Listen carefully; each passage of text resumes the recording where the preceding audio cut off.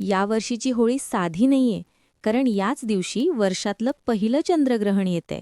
ग्रहण काळात काय करावं आणि काय टाळावं, विशेषतः गर्भवती महिलांनी कोणती चूक करू नये, जाणून घेऊया आजच्या व्हिडिओत.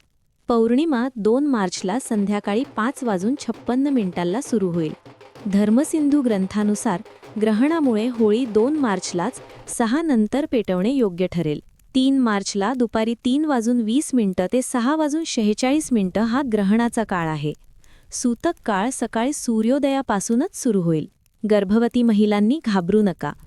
3:20 ते 6:46 दरम्यान कापणे चिरडे टाळा.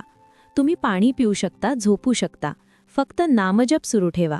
या काळात रामरक्षा, कालभैरवाष्टकम किंवा श्री स्वामी समर्थ मंत्राचा जप करा. तुळशीची पानं अन्नात आणि पाण्यात टाकायला विसरू नका. ही माहिती तुमच्या मित्रमैत्रिणींना नक्की पाठवा. व्हिडिओ आवडला असल्यास लाईक करा आणि सबस्क्राईब करा. श्री स्वामी समर्थ.